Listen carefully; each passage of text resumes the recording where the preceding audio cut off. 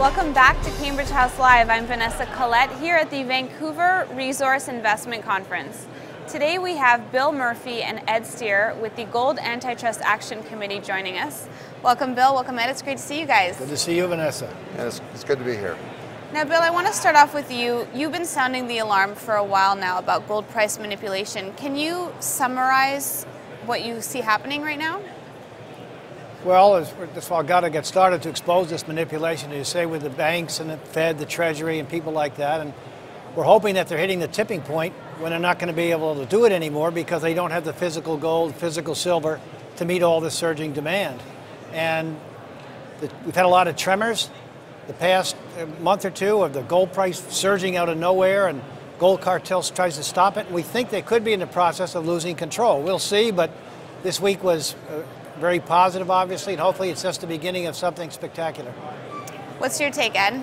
Well, the thing that really gets me, besides the fact of the Swiss stopping support of the euro on Thursday, is the fact that if you look back at the gold price for the last 3 or 4 months, it is actually rising in tandem with the U.S. dollar. Right. Which tells you one thing, is that, as somebody else said, that the U.S. dollar is basically the best-looking horse in the glue factory right now.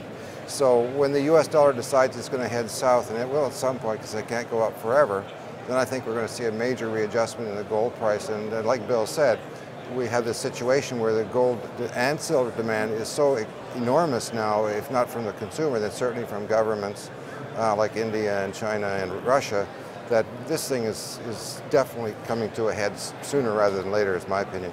And do you think we might see countries like China and Russia actually declaring what their gold reserves are, coming out with some of those numbers? Because that would be a very bullish signal to the market, I'm sure.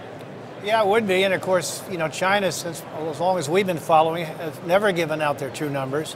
I just saw it today where Russia bought, you know, a huge amount of gold in December, and of course, they know all about what Gata knows, as they've been in contact with us, and that's why they're, you know, one of the reasons that they're buying so much of it. What do you mean when you say they've been in contact? They follow some of your They've been research? to our conferences. For one, gold exploded after our conference in Dawson City, after Andrei Bykov was there for 2 days. We've had conference calls with the Chinese Investment Corporation. There have been communiques about the manipulation of the gold market that have been intercepted and have been shown on WikiLeaks. So the Chinese and Russians know what Gata knows, that, you know, the price is artificially way too low. The Western central banks have been flooding the market to get the price down, and they're running out. It's pretty exciting. Why is it so exciting for you right now? Because I'm so bullish. Right. But no, seriously, that we think that they're hitting this tipping point when they just can't stop it anymore. And while the price went up slowly from 12 years up until 2011, this time it's liable to be dramatic and with explosive price action. And I think, as Ed was saying, I think it's closer rather than later. Now, do you think we're any closer to a more transparent market in the gold? You know, gold and silver have never traded freely in the marketplace in all of recorded history, so it's hard to say. I know that when this thing does finally end, I'm not sure whether we're going to be any further ahead than we were before. They may reset the gold price. Instead of defending it at 1,200, they may defend it at 5,000 or 6,000. We don't know what that is. One thing I can say is that, you know, with all the stuff about the repatriation from Germany and the Netherlands and Belgium and all these countries, is that the fact that it's happening and we're seeing it in the mainstream press means that there's lots of stuff going on beneath the surface in the gold market that, frankly, the public is not privy to. And where there's smoke, there's fire. When the fire does erupt, I got a feeling we're going to see our price reset overnight, like on a weekend or something like that, just like Bill said. Is that also your feeling, Bill? You think it'll be an overnight repricing? Well, the one thing that's a bit scary there is look what just happened to all these firms with the Swiss franc and a couple of firms going over. If they ever did it overnight, the bankruptcies in the gold and silver markets and the margin calls, and I mean, they got to be very careful, because if the COMEX goes out of business or has problems or declares force majeure, it's related to the stock futures, the bond futures, and all the trading. So it could create something that was unbelievable. So if it was done overnight, which can happen, I mean, they would have to be prepared for things to blow up totally when in terms of the COMEX and some related entities. Now, what do you think could create a fair, transparent market for gold? Well, as Ed said, when has there been one? And I think what's going to happen, the only way it's ever going to be transparent is when it blows up. It's very likely that we're going to have some problems with these unallocated accounts where there's 100 claims on one physical, say, ounce of gold or whatever quantity you want to say. And all of a sudden, if they all go, like what just happened with the Swiss franc and so on, if they all go to get their gold at the same time, it's not there, you're liable to get a panic. And that's what I see coming. And I'm not sure when on that one, but it's coming.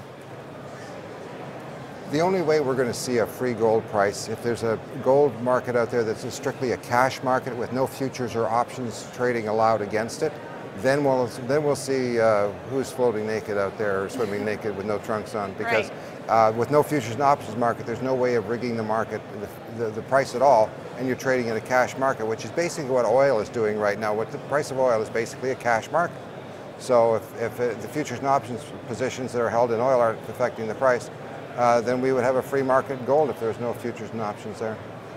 Now, there's a lot of talk of China pushing for a gold standard and buying gold in preparation for that. What do you think China's up to? Well, as I said, the Chinese know what's going on in the gold market, and they know where the price is going to go. Whether they go to some kind of currency standard, I mean, it's above my pay grade, but I know that they're, as I call it, hoovering it up and buying it as much as they can.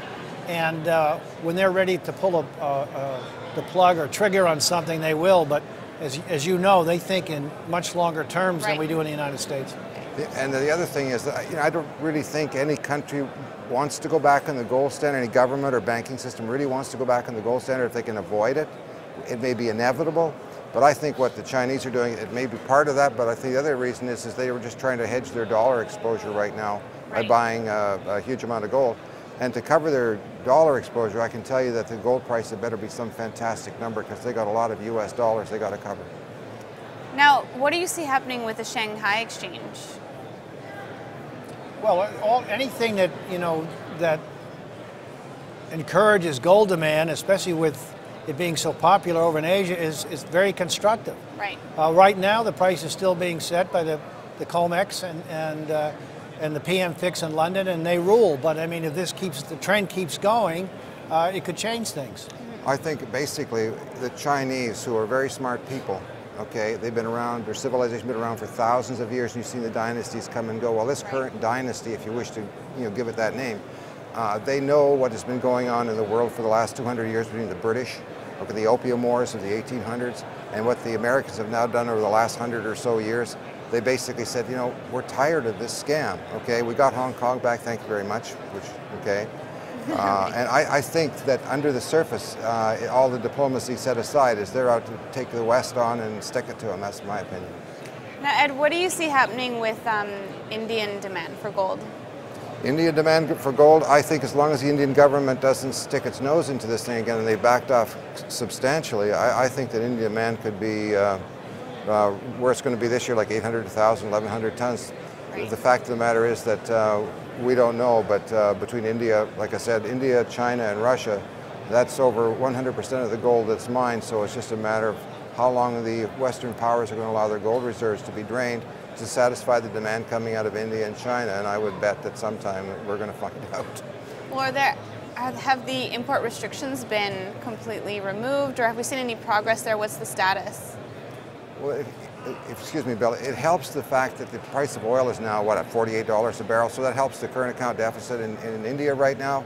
If we saw an oil price back up around 100 whatever dollar price it is, then I think you'd see some squawking because the current account deficit would blow out, and the only place that they can really fix it wouldn't be oil, it would be in, say, gold. So they're making hay while the sun shines right now, and that's what I would be doing if I were them. Now, Bill, if you were to take over as head of the Federal Reserve tomorrow, what would you do? I'd probably jump out the window. But, as Alan Greenspan said at a conference we were at a few months ago, I mean... New Orleans. Yeah, they're in bed with the rest of the government, and quite frankly, I mean, the whole country is ruled by the money, power, the banking elite, what the president can do, what he can't do, what the Fed can do. It's all, going on behind the scenes, and they're pretty much tell the Fed chairman what to do, so I probably wouldn't have much to say. Yeah, and the other thing I just want to take off on what you said about Alan Greenspan is the fact that also in New Orleans he made the point that gold is still the money par excellence in the universe these days, and that at some point in the future it will trade quote unquote materially higher than it is today. Higher, and that, for Alan Greenspan to say that materially means it's a very large number. You can count on that. Right. So we're just sitting here waiting for the day that happens. Where do you see the gold price going in 2015? Well, that's been I've been a kiss of death on that the past couple of years, so I'm not so sure how valuable that is for me to say. However, I will say it's going to be explosive, and I think in terms of silver, I'll be surprised if it doesn't make new all-time highs. And I think it's going to happen very quickly when it starts to go. What about you, Ed? Yeah, and the sky's the limit. Gold could be some rather large 4-digit number, maybe even a 5-digit number.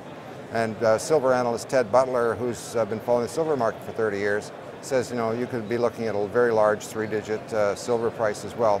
When it all blows up, will it blow up this year? We said that last year too, but things are so ugly out there, it could happen anytime and without notice. Right. Well, thank you so much for joining us today on the show. Thank you, Vanessa.